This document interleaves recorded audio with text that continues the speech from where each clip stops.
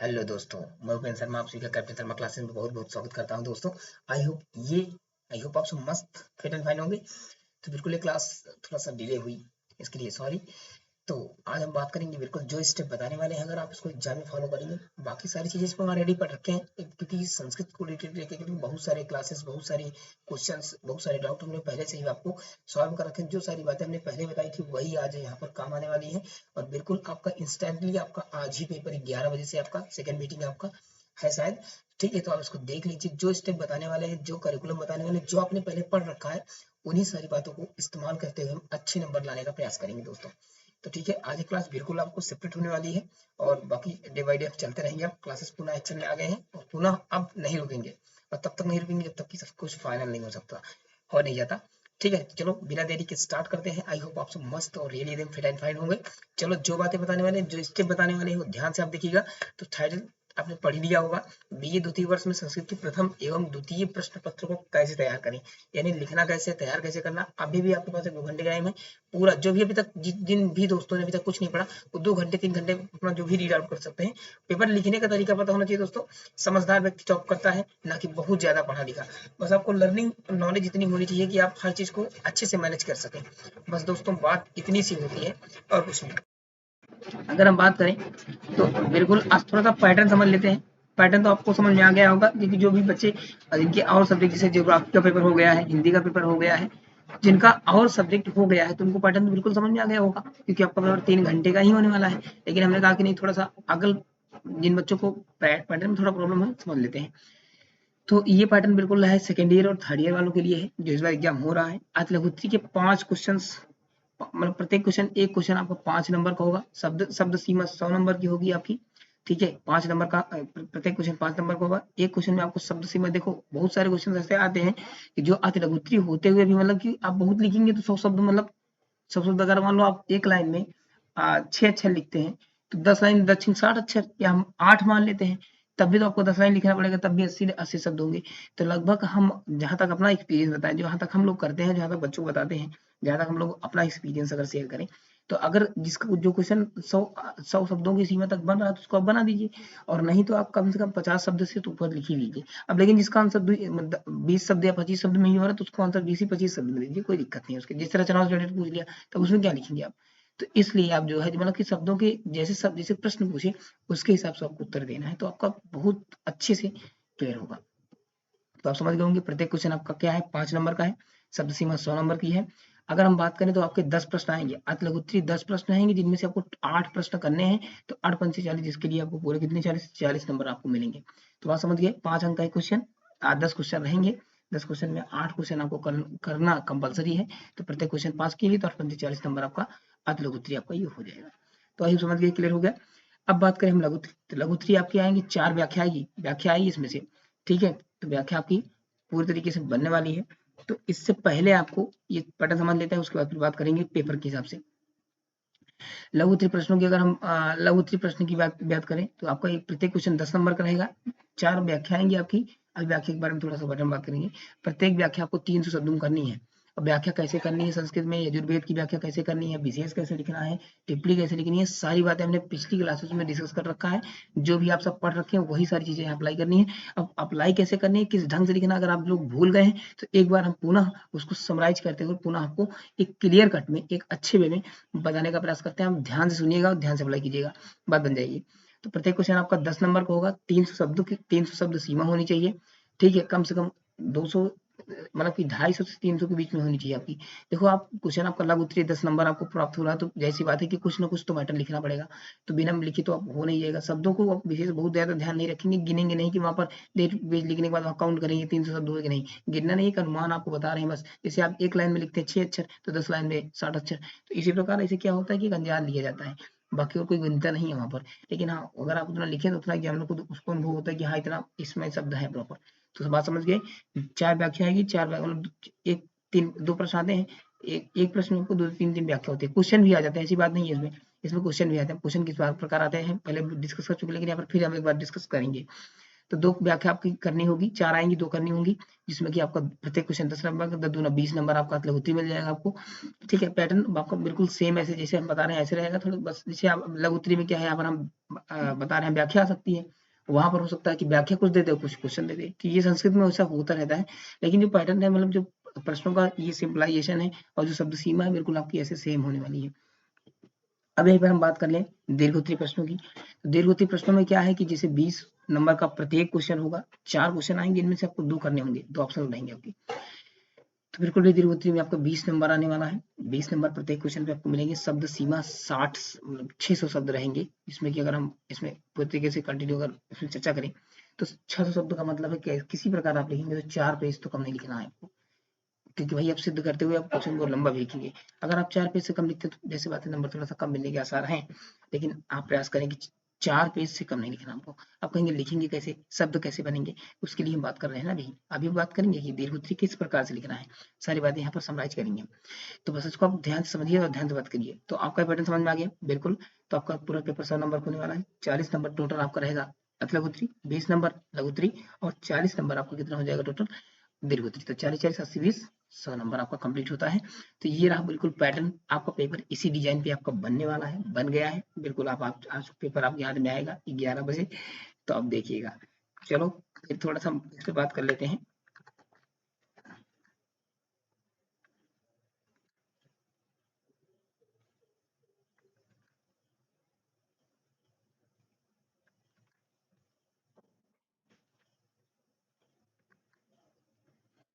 बिल्कुल, first and second paper pattern.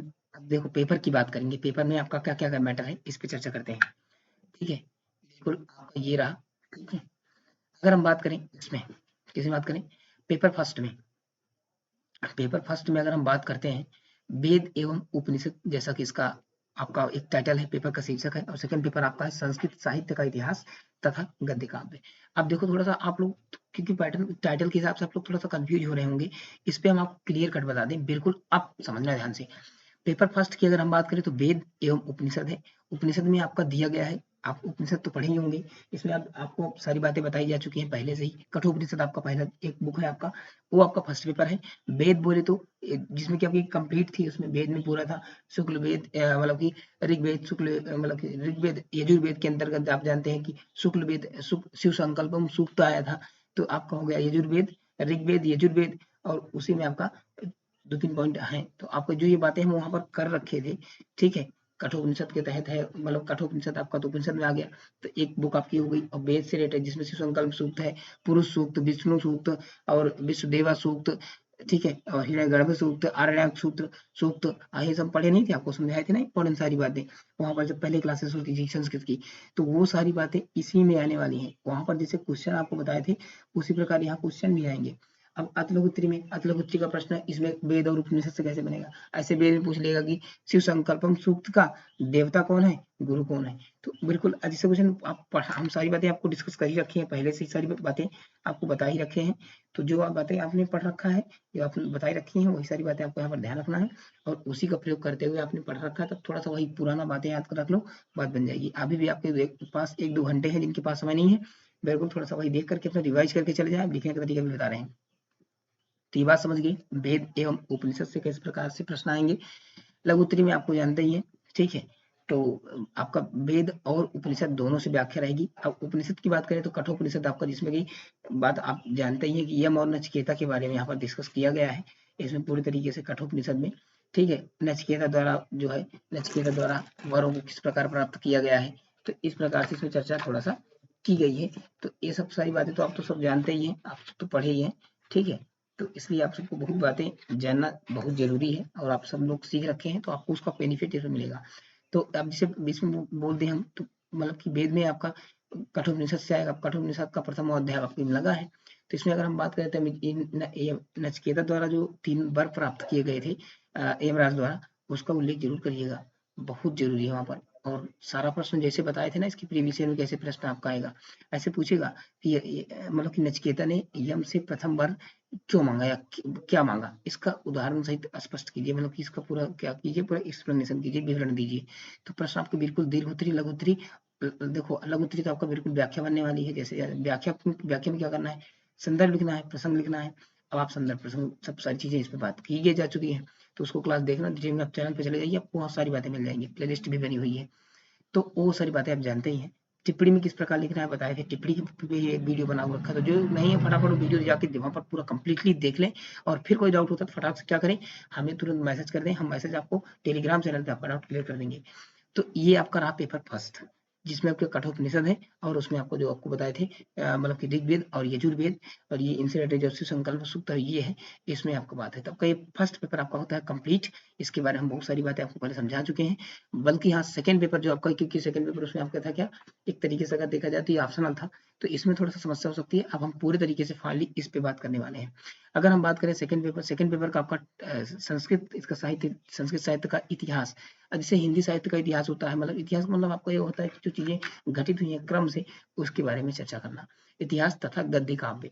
अब गद्य काव्य में अगर संस्कृत साहित्य का इतिहास की अगर हम बात करें, इसका गद्य काव्य, तब इसमें जैसे सुखनासोपदेश था, शिवराज विजय था, तो इसमें जो दो ग्रंथ लिए गए थे, तो इसमें ये सम्मिलित है, समझ रहे हो। तो संस्कृत साहित्य, अब संस्कृत साहित्य के इतिहास से क्वेश्चन कैसे आएगा, तो आप लोगों ने मैटर अगर खरीद रखा है, आपके पास बुक होगी, तो वहां से प्रश्न आपको बिल्कुल ऐसे पूछेगा कि संस्कृत साहित्य, मतलब संस्कृत साहित्य का काल चरण पूछ सकता है, कितने भागों में बांटा गया। अब इसे इसको क्या, अगर इसकी हम बात करें, संस्कृत साहित्य का इतिहास की बात करें, तो इसमें वैदिक साहित्य का इतिहास क्या रहा, लौकिक साहित्य क्या रहा, क्योंकि ये संस्कृत थी तो पहले ऐसे भागों में बटा। फिर इसके इसमें फिर पहले चलने लगा ये लौकिक संस्कृत, फिर मतलब पाली भाषाएं कैसे बदली, इसका इतिहास पूछ सकता है। फिर इसमें जो है चरणों, जो मतलब जो ग्रंथ है, जिसे अपने यहाँ इसमें है कि कहानी, उपन्यास, आत्मकथा, रेखाचित, संस्मरण, जैसे हिंदी में सब कुछ चरण वाइज बटा था ना, ऐसे एक के बाद एक के बाद एक चीज का विकास होता गया। तो उसी प्रकार संस्कृत साहित्य का इतिहास में भी है। तो पहले नाटक आया, फिर त्रिष्टप आया, फिर चंपू आया, फिर ऐसे क्या हुआ कि क्रम वाइज सारी चीजें बदलती चली गई। तो अगर आप थोड़ा सा भी पढ़े होंगे तो आपको जो हम बातें बता रहे हैं, आपको बिल्कुल भी थोड़ी बहुत समझ में आ रही होंगी दोस्तों। तो ये रहा संस्कृत साहित्य का इतिहास, इससे आपको पूछेगा, ये प्रश्न आपका आएगा। अगर हम बात करें गद्य काव्य, अब गद्य काव्य की अगर हम बात करें, तो जैसी बात है, इसमें से प्रश्न किस प्रकार है, विशेष क्या है कि अगर हम बात करें शिवराज विजय, अगर हम सबसे पहले बात करें शिवराज विजय प्रथमा निश्वास, तो इसमें अगर हम बात करें, तो इसमें शिवाजी की पूरा वर्णन किए गए हैं, शिवाजी का पूरा। तो इसमें हम आपको बताए थे, क्योंकि शिवराज विजय ये किसका है, आपका बहुत क्लियर है, इसमें हम सारी बातें पढ़ रखे हैं। तो आपको अगर हम बता दें, तो इसमें जो भी प्रश्न आने वाले हैं, तो किस प्रकार अंबिका दत्त व्यास द्वारा लिखा गया है। तो अब अगर इसमें जैसे हम बात करें, तो देखो ये कंपलसरी नहीं होता दोस्तों कि केवल उसी ग्रंथ से रिलेटेड क्वेश्चन पूछेगा, उस ग्रंथ का पूछेगा, तो उसी उसी उसी की क्या है। अब जैसे मान लो कि शिवराज विजय अंबिका दत्त व्यास ने लिखी, तो अंबिका दत्त के बाद के कृतित्व और व्यक्तित्व, उनसे भी रिलेटेड प्रश्न पूछ सकता है। या शिवराज विजय की काव्य सौंदर्य क्या है, इसको प्रतिपादित कीजिए। या शिवराज विजय की भाषा शैली क्या है। ये सब दीर्घ उत्तरी के प्रश्न जो हम बता रहे हैं, जो आपके एग्जाम में बिल्कुल बिल्कुल मिलेंगे आपको, ठीक है। और इसका रिव्यू आप लोग जरूर दीजिएगा, जो भी बातें क्या, जैसे फंसा प्रश्न कैसे आया, पेपर कैसे आया, इसको जरूर आप टेलीग्राम पे भेज दीजिएगा, तो उसको हम भी समझ लेंगे थोड़ा सा, ठीक है। और बात समझे, तो अंबिका दत्त के बाद कौन से पुरस्कार हैं, ये सारी चीजें बहुत छोटी छोटी चीजें पूछ, लघु उत्तरी पूछ सकता है, दीर्घ उत्तरी पूछ सकता है। तो इस प्रकार से सारी चीजें बनेंगी आपकी। ठीक है, शिवराज विजय से आपका आएगा, मतलब जो भी लेखक है उस चीज के, उनके लेखक से रिलेटेड भी, जैसे वो लेखक है उस ग्रंथ को, लेखक प्लस उस कहानी को रिलेट करके क्वेश्चन कभी भी दीर्घ उत्तरी लघु उत्तरी ऐसे बनता है आपका। लघु उत्तरी में विशेष तो व्याख्या आपकी आ जाएगी। तो ये तो आप सारी बातें जानते ही होंगे अधिकतर मोमेंट में। तो अगर हम बात करें इसमें, तो अब अगर सुखनासुख देश में बात करें, तो इसमें आप जानते ही हैं, इसमें चूड़ामणि चंद्रापीठ, मतलब कि उनका मंत्री जो था, किस प्रकार से उनको उपदेश दिया, क्या क्या चीजें सिखाई, इसमें लक्ष्मी का क्या वर्णन है, लक्ष्मी की कैसे आती है, कैसे चली जाती है, इनका श्लोक सहित उसमें सारी चीजें वर्णन की गई हैं। तो आप इसको पढ़े हैं, आप इसको बढ़िया से लिखिएगा। और ये आपका रहा पेपर कंप्लीट पूरा। फर्स्ट पेपर में आप समझ गए क्या क्या सारी चीजें पढ़ रखे हो आप लोग, उसी को लिखना है अच्छे तरीके से। और समय सबसे बहुत महत्वपूर्ण है, समय को सबसे पहले मैनेज करते हुए आप चलेंगे तो ज्यादा अच्छा है। और प्रयास ये करिएगा कि पहले नंबर आपको थोड़ा सा तेज लिखना है, राइटिंग को थोड़ा ध्यान में रखते हुए, और क्वेश्चन छोड़ना नहीं है। और प्रयास करें कि जैसे लघु उत्तरी हो गया और दीर्घ उत्तरी हो गया, क्योंकि इसमें नंबर ज्यादा मिलते हैं, तो इनको आप पहले कर लीजिएगा, ठीक है। क्योंकि इसमें अगर आप थोड़ा कम भी लिखे रहेंगे तो आपको कितना कटते फिरते भी नंबर जाएगा, तभी नंबर दे दिया जाएगा। तो इसलिए आप प्रयास करें कि पहले बड़े क्वेश्चन जल्दी कर लें, ठीक है। मतलब जो आते सवाल पहले करना, चाहे वो लघु उत्तरी हो, चाहे दीर्घ उत्तरी हो, चाहे विस्तृत उत्तरी हो, ये बात आपको हमेशा याद रखना है, हर एग्जाम में रखना है। आते हुए सवाल सबसे पहले करने हैं, वो चाहे छोटा हो चाहे बड़ा हो। अगर आपको लघु उत्तरी अति लघु उत्तरी देखिए, उसमें जितने क्वेश्चन आ रहे हैं फटाफट जल्दी निपटा दो, फास्टली लिखना है और तरीके के साथ लिखना है, तब तो बात बन जाएगी। अगर आप थोड़ा डिले हुए तो मतलब खेला गड़बड़ हो जाएगा। तो आई होप आप सबको ये सारी बातें क्लियर हो गई होंगी। फर्स्ट पेपर की तैयारी कैसे करनी है जो आप लोगों ने पढ़ रखा है अब तक, बहुत ज्यादा हाथ पैर अब मत मारिएगा। जो चीजें पढ़ रखी है उसी को आप आराम से रिवाइज करके जाओ, लिखने में कमी मत करना। उससे रिलेटेड सारी बातें आपको जितनी भी पता है पेपर में प्रयास करना, तो उसको लिखने का प्रयास करना और अच्छे ढंग से, ठीक है, स्टेप बाय स्टेप अच्छे से हेडिंग डालना, अच्छे से तरीके से डालना। तो कॉपी लिखना का तरीका यही होता है आपका। आप ऊपर डालो प्रश्न उत्तर नंबर 1, फिर हेडिंग डालो, हेडिंग डालने के बाद फिर क्या करो, हेडिंग डैश करो, फिर यहाँ पूरा लिखो, फिर श्लोक बीच बीच में अगर आपको याद हो सके तो ज्यादा अच्छे से बेनिफिट होगा आपका। तो चलो, पेपर आपको समझ में आ गया है बिल्कुल। आप बेस्ट ऑफ लक, आप सबको एग्जाम बहुत अच्छे से हो और अच्छा ही होगा।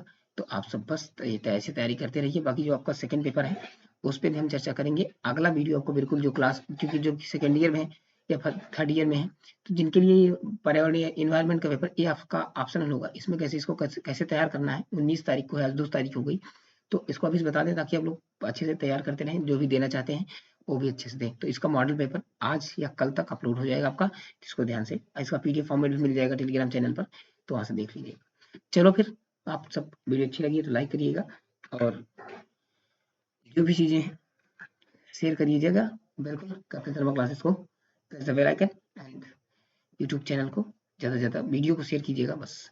चलो मिलते हैं, तब तक के लिए आप सब मस्त रहिए, पढ़ते रहिए और आगे बढ़ते रहिए। Best of luck, God bless you, thank you so much. जय हिंद, वंदे मातरम, भारत माता की जय, इंकलाब जिंदाबाद।